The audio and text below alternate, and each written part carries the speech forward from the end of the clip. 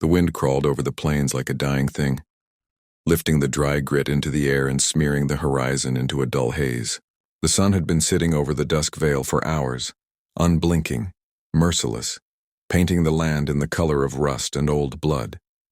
5 riders cut through that heat like ghosts. They didn't talk much. Men like them didn't waste words. Every hoofbeat, every rattle of a loose canteen, every squeal of a saddle strap carried more truth than talk ever could. These were the Dusk Veil Gang, a name whispered more in fear than fame. The law didn't come out this far anymore, not since the railroad stopped running and the mines dried up. Out here, only the wind and the dead kept count of what happened. At the front rode Elias Creed, the one they called the Reverend, not because he preached, but because once, a lifetime ago, he'd been one. A man of scripture turned man of the gun. The others followed his silence like a sermon. His hat brim cast a deep shadow over a face carved by wind and regret. Behind him rode Jonah Pike, lean as a switch, the youngest of them, with eyes too fast and hands faster still. He had that hunger, the kind only a man who's never been full could have. Third was Wardell, the big one, a mountain of a man with shoulders like oxen and a laugh that could shake dust from the rafters when he let it loose, though he hadn't laughed much in months. Silas Boone rode fourth, an old-timer with a bad leg and a worse temper. His face was folded like old leather, and his revolver had a worn ivory handle that had seen too much daylight. At the back came Harlan Vex, quiet, watchful, with eyes like cold iron, a man who believed in nothing but gold and the grave. They'd been riding since dawn, heading toward the forgotten mining town of Red Hollow, where rumor said an army payroll shipment had been stashed years ago in a locked vault beneath the old post office. Word was no one ever came back for it. The soldiers dead, the ledgers lost, the town dried up like a cut vein. To the Dusk Veil Gang, that meant opportunity, and opportunity was the only thing that ever made men like them move. By noon, they reached what was left of Red Hollow. The town looked like a skeleton half buried in sand. Wooden frames leaned like broken ribs, and the saloon doors swung on one hinge, creaking when the wind breathed through. The church bell was gone, its steeple eaten by lightning long ago. Elias dismounted first, his boots sinking into the powder-dry dirt. He stared down the empty street. 5 buildings on each side, a well in the center, and silence heavy as judgment. Wardell, he said finally, his voice low and rasped from the trail. Check the post office. Jonah, the saloon. Boone, watch the well. Vex, with me. They moved like they'd done it 100 times. Each knew his place, his rhythm. Wardell's boots thudded across the porch of the old post office. The door groaned as it opened, coughing up years of dust. Inside was nothing but crates, torn papers, and the smell of old wood and rat droppings. Jonah pushed through the saloon doors next, his spurs scraping the floorboards.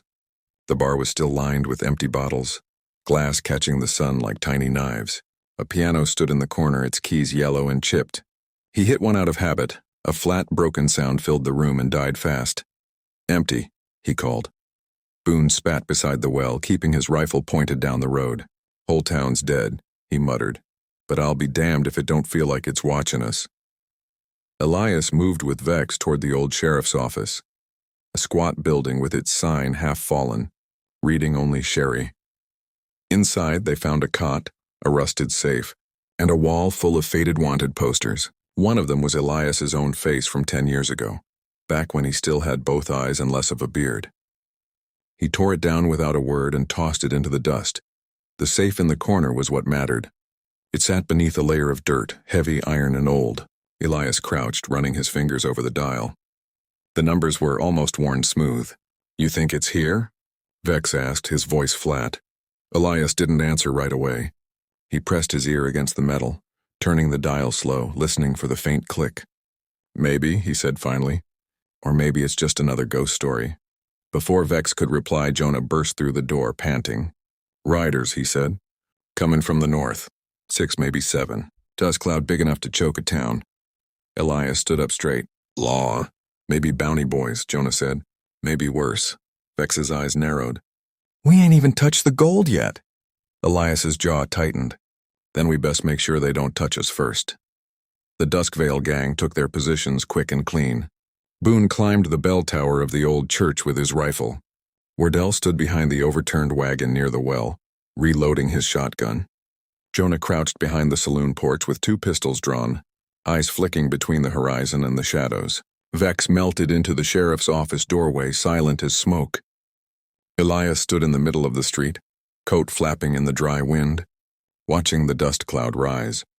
The riders came into view slowly, men dressed in dark coats, faces hidden under brimmed hats, rifles strapped to their saddles.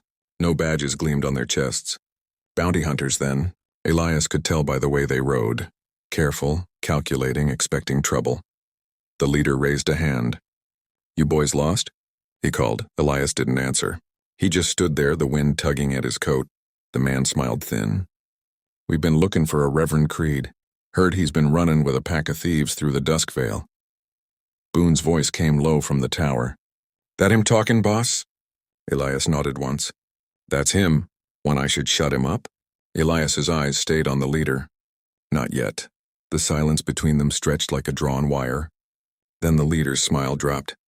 "Boys," he said to his riders, "let's take our tithe." The first shot cracked the air.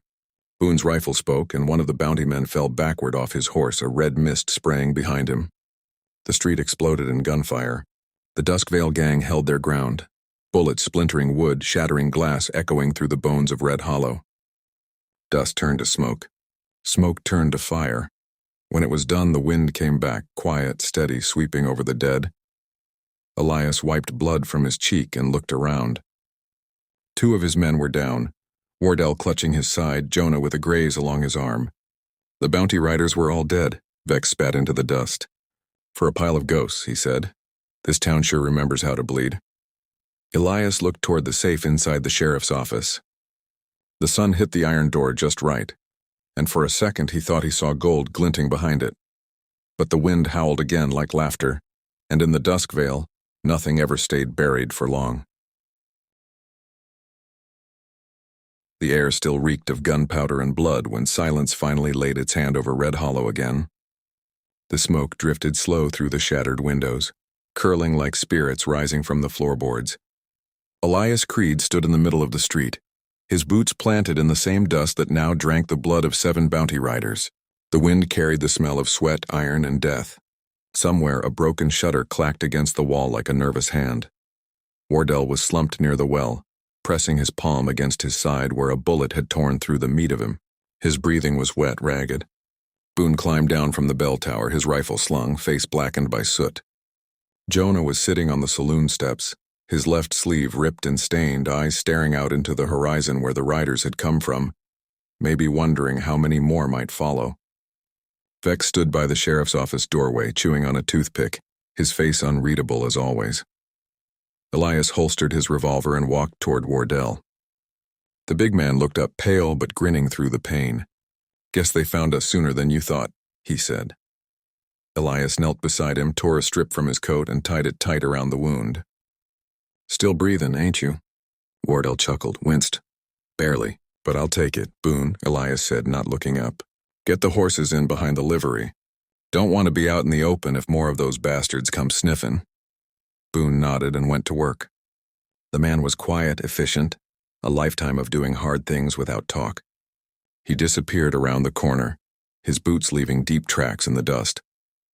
Elias stood, his gaze moving toward the sheriff's office again.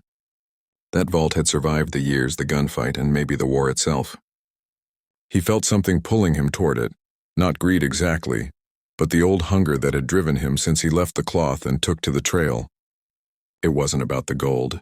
It was about what it meant, a way out, a way to die with something to show for it. "Vex," he said, "light up that safe." The man flicked away his toothpick and stepped inside. From his saddlebag he drew a small bundle of dynamite sticks, each wrapped tight with wire and cloth. "Didn't think we'd be using these this soon," he muttered. Jonah limped in after him, holding a lantern. "You sure it's worth it, boss?" "Could be empty. Could be cursed for all we know." Elias's mouth twitched, not quite a smile. "Everything's cursed out here, Jonah. Question is what you get for it." They set the charges along the side of the vault, wedging the sticks deep into the cracks around the hinges. Boone returned just in time, carrying a coil of fuse. Wardell stayed outside, his breathing slow but steady, shotgun across his knees. "Fire in the hole," Vex said flatly and struck a match. The fuse hissed to life, burning fast, spitting sparks like snakes. The gang ducked behind the counter, The blast ripped through the room like thunder. Dust poured from the ceiling. Glass shattered and the heavy door toppled forward with a roar that echoed across the empty town. When the smoke cleared, they stepped forward slowly, lantern light trembling across the blackened edges of the vault. Inside lay a sight that made every one of them go still. Crates, iron-banded. Dozens of them stacked like coffins, each marked with the faded insignia of the Union Army. On the lid of the nearest one, the letters U.S. Payroll 1864 were barely visible under layers of dust. Boone whistled low. Son of a bitch. Vex cracked one open with his knife. Inside, gold coins shimmered in the lantern light. Dull, heavy, real. A fortune enough to buy new names, new lives, maybe even a clean slate. Jonah let out a laugh that was half joy, half disbelief. We did it. We actually are quiet, Elias said, cutting him off. His eyes stayed fixed on the gold, but there was something else behind them. A flicker of unease. We load only what we can carry, no more. We leave before dawn. Wardle's voice came weakly from outside. What about me, boss? I ain't riding far like this. Elias hesitated just for a second. We'll fix you up at the next ridge, he said finally. You'll make it. But the look that passed between Vex and Boone said otherwise. The wound was bad. Wardle knew it, they knew it, and maybe Elias did too. They began loading the crates into saddlebags, gold coins wrapped in torn cloth, stuffed deep into leather sacks. The weight of each bag was a promise and a curse both. Jonah's hands trembled as he lifted one. Can you believe this, Rev? We're rich men. After all the years, all the running. We finally— Don't finish that, Elias said sharply. Not until we're out of this hellhole. They worked in silence for a while, the only sounds the clink of coins and the creak of leather. Outside, the wind began to rise again, carrying grit through the open door. It whispered against the walls like a voice too faint to catch. Boone stopped, frowning. You hear that? Vex looked up. Hear what? Boone tilted his head. Somewhere out past the town came the faint jingle of spurs. Slow, steady. Riders, Boone said. Elias moved to the doorway, peering into the growing dark. The sun had gone down behind the ridges, turning the sky a sickly orange. On the horizon, silhouettes moved. 3, maybe 4 riders this time, heading straight for Red Hollow. Can't be bounty men, Jonah whispered. We killed them all. Could be their friends, Vex said. Could be ghosts for all I care. Either way, they're coming. Elias's jaw clenched. Then we move now. Boone, get the horses ready. Jonah, help Wardell. Vex, and take only half the gold. We can come back for the rest when the trail's cold. But Vex didn't move. He was staring at the open crates, eyes reflecting gold and greed in equal measure. Half, he said softly. We risked our lives for this. You think I'm riding away from it? Elias turned slowly toward him. You'll do as I say. The silence in that room turned heavy, thick as tar. Jonah took a step back, hand hovering near his pistol. Boone froze halfway to the door. Vex smiled. A small, crooked thing. You know, Reverend, I've been thinking. You talk a lot about salvation for a man like you, but I reckon gold's the only gospel that ever stuck. Elias didn't blink.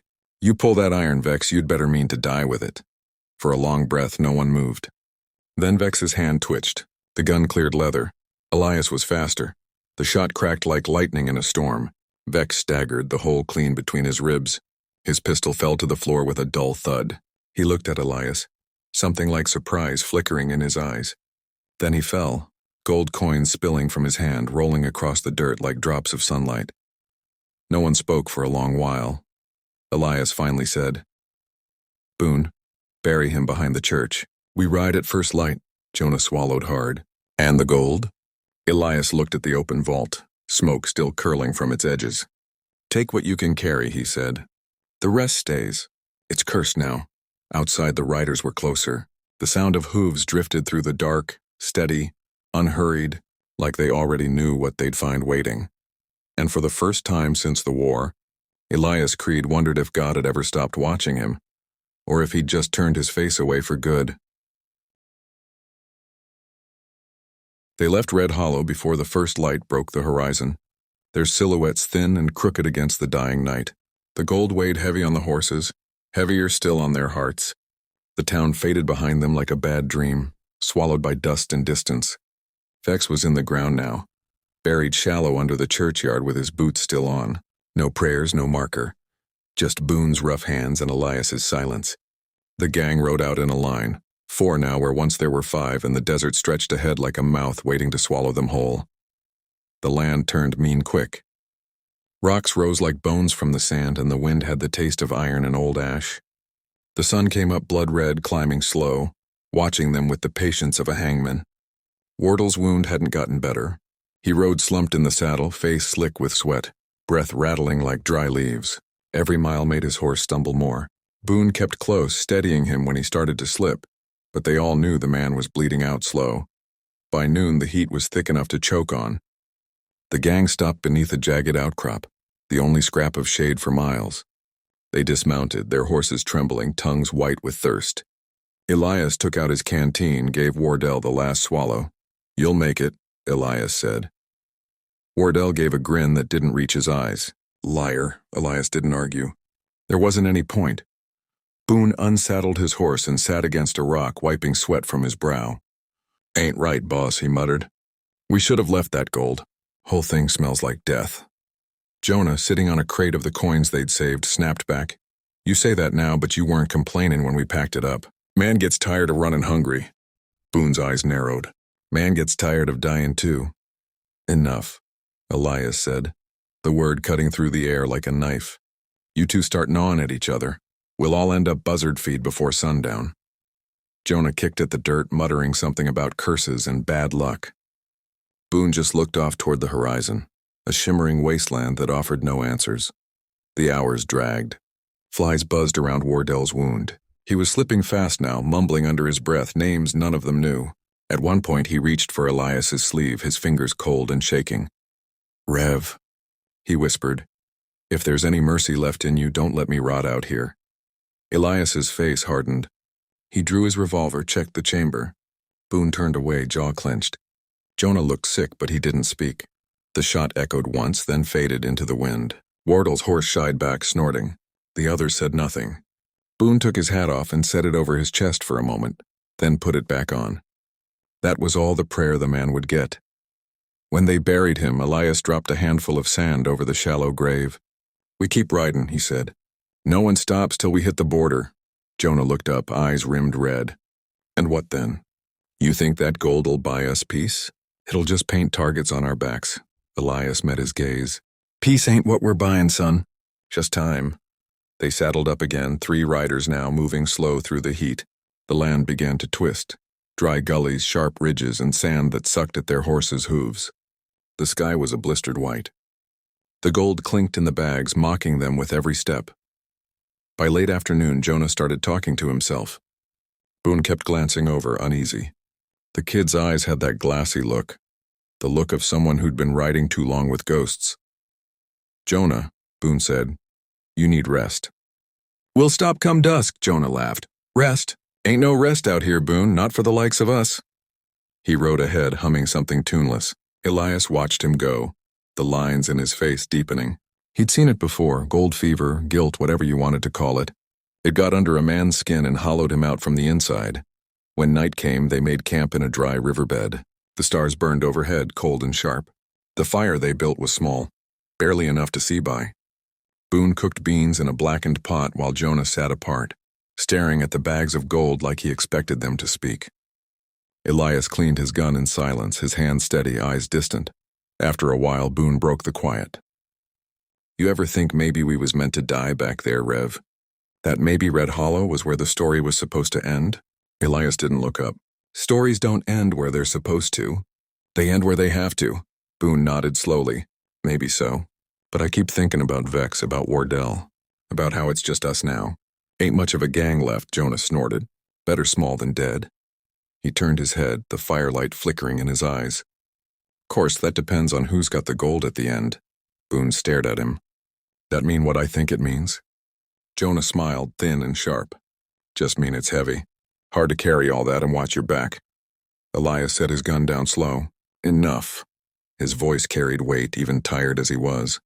"We ain't killing each other over coin. We survive this, split 3 ways and vanish. That's it." Jonah looked at him for a long time, then shrugged and went quiet. Boone didn't move for a while, just watched the fire burn down to embers. When the night deepened, Elias took the first watch. The desert around them was silent except for the wind whispering through dry brush. He listened to the rhythm of it, the old hymn of nothingness that had followed him his whole life. Behind him, Jonah shifted in his bedroll, muttering. Boone snored faintly. Sometime past midnight, Elias heard it. Hoofbeats. Faint, distant, too steady to be wind. He rose, gun in hand, eyes scanning the dark horizon. There, just on the ridge, he caught a glimpse. A flicker of movement, a silhouette against the starlight. Could have been a coyote. Could have been death itself. By morning, the tracks were gone, but the feeling stayed. They rode again, slower now, each man more hollow than the day before. Jonah kept fingering his pistol. Boone kept glancing back, and Elias kept his thoughts locked tight behind his eyes. The desert stretched endless, cruel, eternal. By the third day, the gold began to seem like a curse made solid. Every clink from the saddlebags was a ghost laughing. Boone's canteen was dry. Jonah's horse stumbled and nearly threw him. The sun watched, patient as ever. Then, without warning, Jonah turned his gun on Boone. "Drop the bags," he said, voice hoarse. "We can't all make it. Too heavy, too far. You're slowing us down." Boone stared at him, disbelief twisting into anger.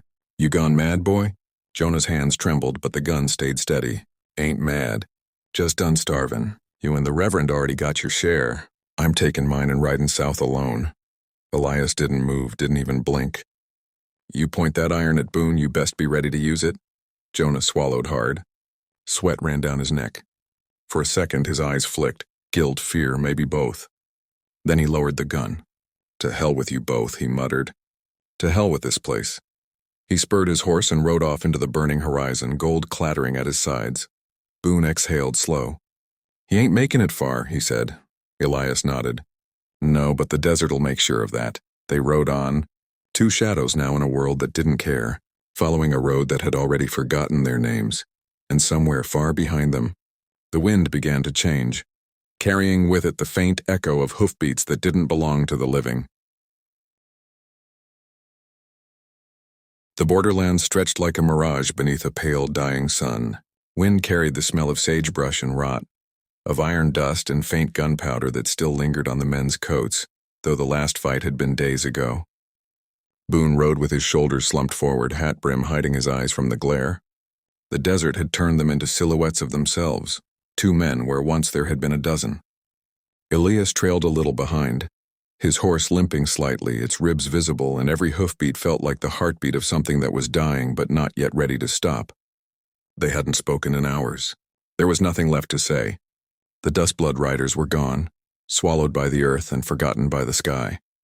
All that remained were these two ghosts, riding south toward the line where America bled into Mexico, and the maps lost their certainty. At night, the fire barely glowed. Boone would stare into it as if expecting faces to form inside the embers. Crow's grin, Maddox's wild eyes, Jeb's nervous laugh.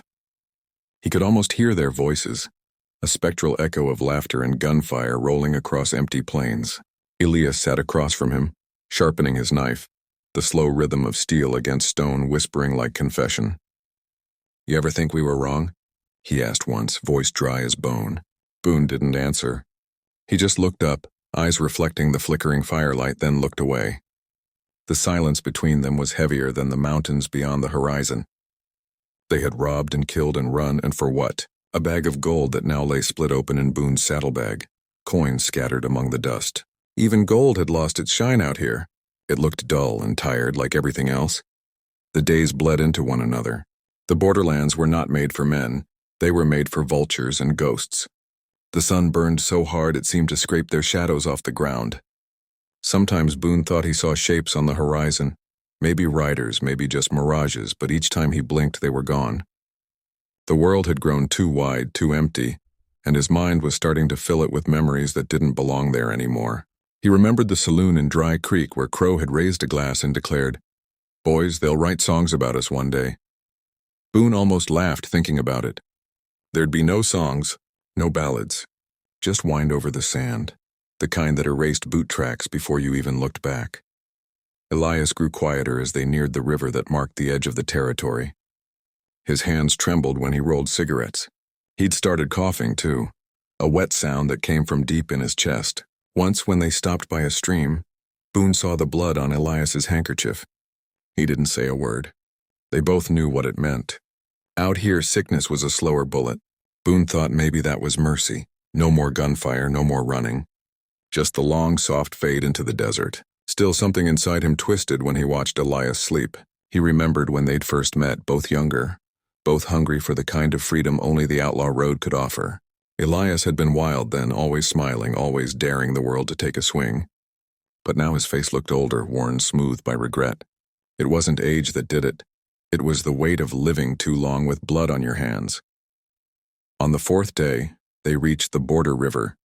It wasn't much of a river anymore, just a thin ribbon of muddy water crawling between cracked stones. Across it, the land shimmered, promising escape but not redemption. Boone dismounted first, knees stiff, boots sinking into the sand. He crouched by the water, splashed his face, and felt the cold cut into him.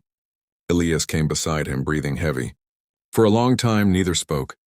The sun leaned west, and their shadows stretched long and thin across the sand.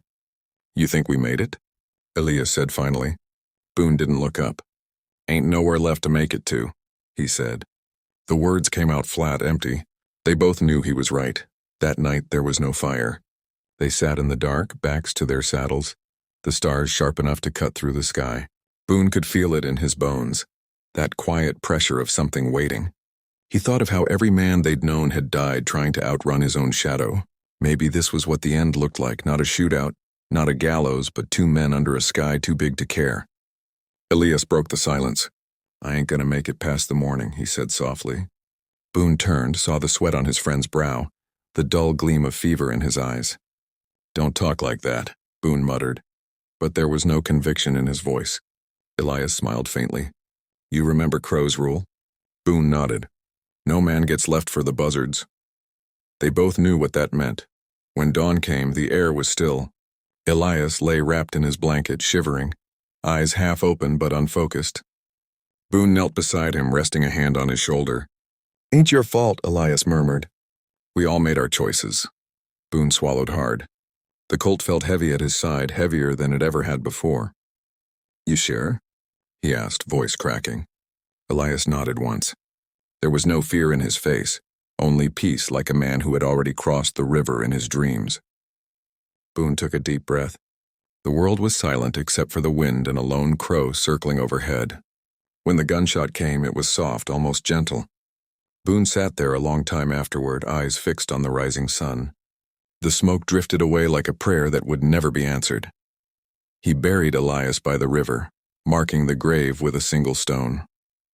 No words, no names, just the weight of memory pressing into the earth. He sat there till noon, hat in his hands, staring at the horizon. Somewhere out there, maybe across the border, maybe nowhere at all, was the life they'd all been chasing. But Boone knew he wouldn't go after it. He wasn't built for peace. He was made of dust and regret, and the world had no use for either anymore. When he finally rode away, the sound of hooves was the only heartbeat left in the desert. By nightfall, even that faded. The legend of the Dustblood Riders would scatter like sand in the wind. No one would sing about them. No one would remember the faces or the names. Only a single gun buried beside a river, and a man who kept riding toward the sunset because stopping meant admitting the world had already ended. Somewhere in the darkness, Boone whispered the last thing Elias ever said to him. "No man gets left for the buzzards." Then he disappeared into the horizon, leaving behind nothing but dust and silence, the final echo of a dying West. The years that followed did not remember Boone in any clear way. The desert took him first, not as a victim but as something it reclaimed, the way it takes back dust after a storm. Towns rose where outlaws once bled. Railroads crossed the plains like veins of iron, and with them came the slow, inevitable forgetting. The world had no patience for ghosts.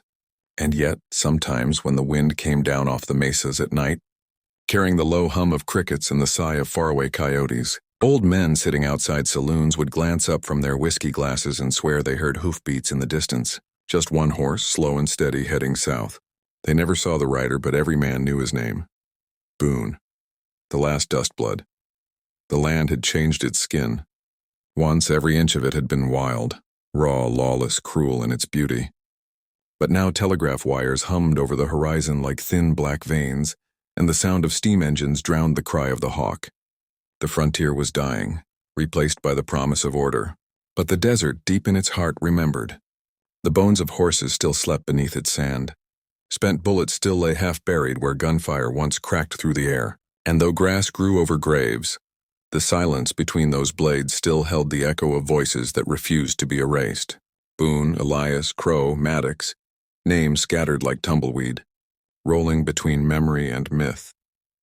In the small town of Calhoun's Bend, an old bartender used to tell stories when the nights got long and the lamps burned low. He'd say a man rode through there one winter, wearing a dusted coat and a black hat pulled low. Didn't say much, only asked for whiskey and a place to sit. Stayed till dawn, staring out the window like he was watching the past fade across the plains. When he left, the chair was still warm, but the door never creaked. The next morning, they found a gold coin on the counter, worn smooth, edges dulled. Some said he was a drifter. Others swore he was Boone himself, come back one last time to see what the world had done without him. The bartender died before he could tell the story twice, and no one ever found that coin again. Beyond the border river, the land stretched empty for miles.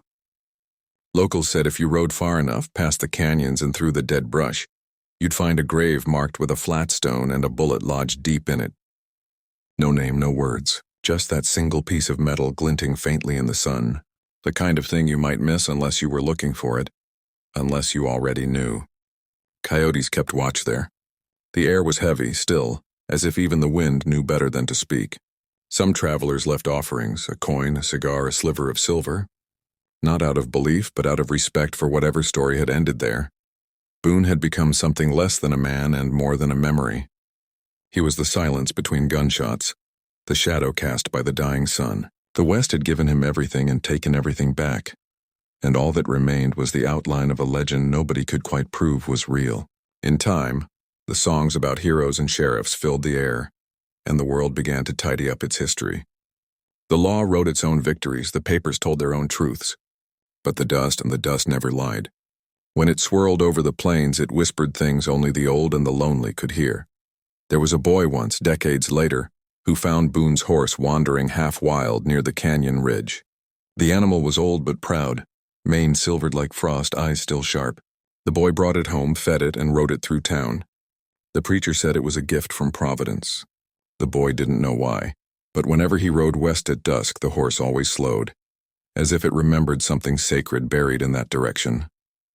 The boy grew up and left, and the horse died one winter under a blood-red sky. They buried it by the ridge, facing the sunset. Some said that night the wind carried a sound that wasn't quite a cry and wasn't quite a song, just the sigh of something finally coming to rest. In the end, the Dustblood Riders became part of the silence that follows history. The world grew louder, trains, cities, factories, but their story survived only in the soft places between noise. The outlaw trail was paved over, the river renamed, and even the canyons lost their echo. Yet somewhere in the great empty miles of the borderlands, there was still that one stretch of desert where time refused to move. The air there felt heavy, like breath held too long, and if you listened close enough, you could almost hear it. The faint creak of saddle leather, the whisper of a man's voice carried on the wind. No man gets left for the buzzards. Then it would fade, and the desert would be still again. The sun rose and fell, until men forgot there had ever been a time when justice was measured by the speed of a draw. The West moved on, carrying with it ghosts that no longer had names. Boone's trail disappeared beneath dust, but sometimes, when dawn broke soft and red over the border, a single horse track could still be found in the sand, just one. And every man who saw it would stop, take off his hat, and stand in silence, unsure whether it was a trick of the light or a reminder that the old world never really dies. It just rides farther and farther away until even memory gives up the chase. And so the story ends. Not with gunfire, not with gold, but with dust, silence, and the last shadow of a man who once believed freedom was worth the price of everything. The wind moved on. The West went quiet. And Boone rode into forever.